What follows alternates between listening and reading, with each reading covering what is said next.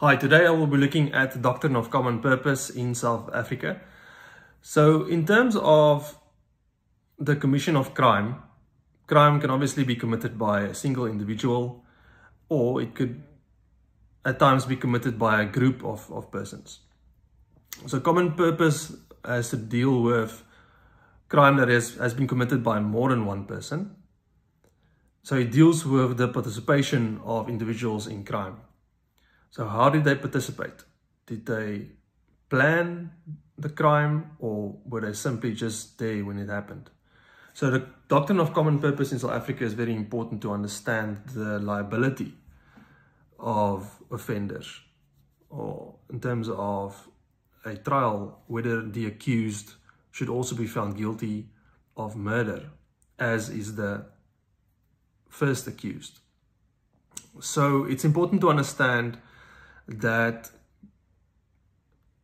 the criminal liability of, let's say, the offender who stabbed the deceased can also be imputed or attributed to an individual that joined that accused, number one, who stabbed the accused and who was there in person but did not necessarily stab the deceased.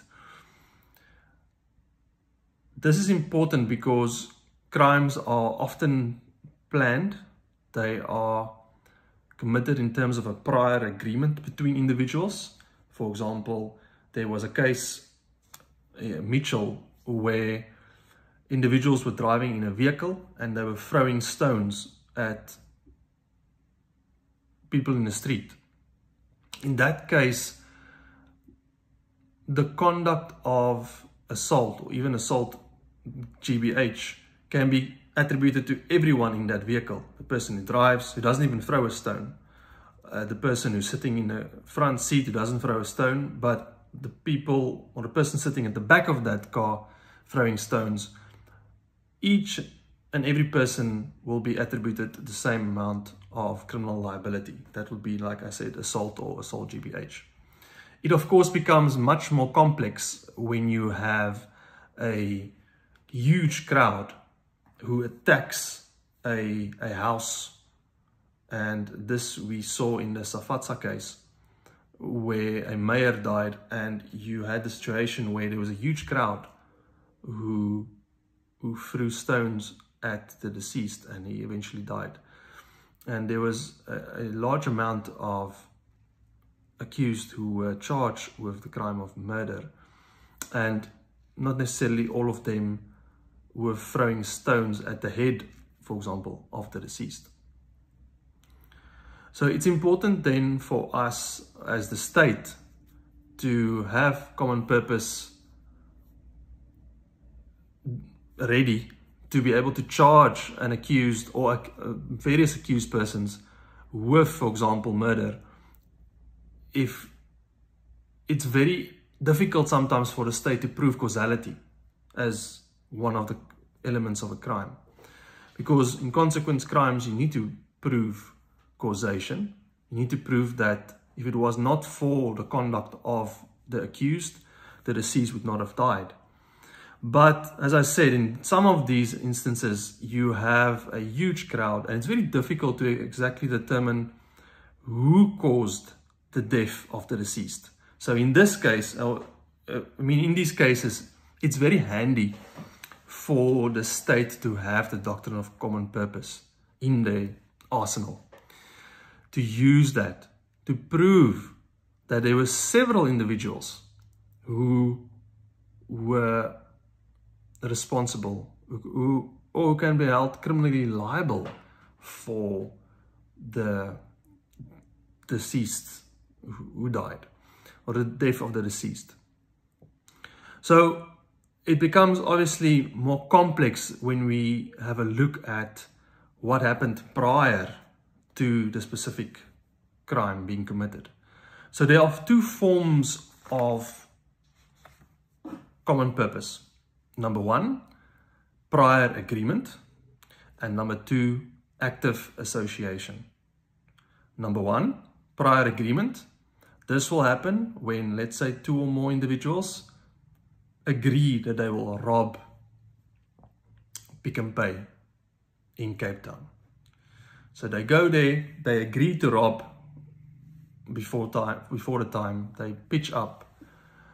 There's an individual in a getaway car outside, and 3 individuals, let's say, go in. They've agreed, as I said, prior agreement to this robbery.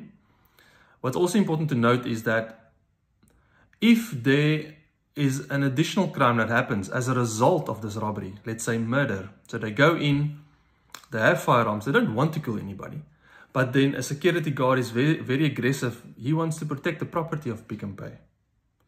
And he then gets unfortunately shot by one of the accused.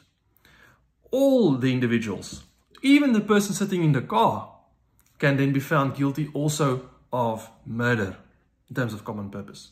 Because these individuals, they had to know that if they were going to go to a Pick n Pay with firearms and wanting to obviously rob the supermarket of a large amount of money, that murder could have been foreseen.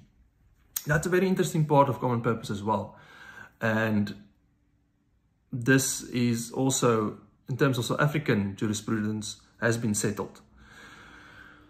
So that is the prior agreement form of common purpose, which is quite straightforward, and our case law in South Africa has been quite clear about that specific form of common purpose. What's more complicated is the form of common purpose known as active association.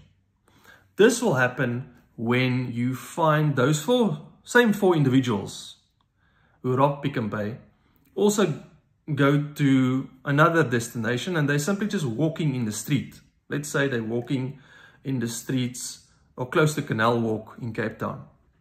So they walk in the streets near this big mall, and they do not plan to commit any crime. So there's no plans to commit a crime. But at the spur of the moment, at that specific time where they were walking, they didn't see an individual approaching them, and they commit the crime of robbery. So that is a common purpose in terms of active association.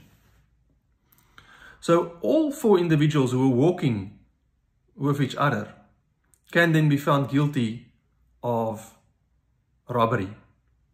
But there are certain requirements that has to be proven by the state to prove that all four individuals can be found guilty of active association common purpose.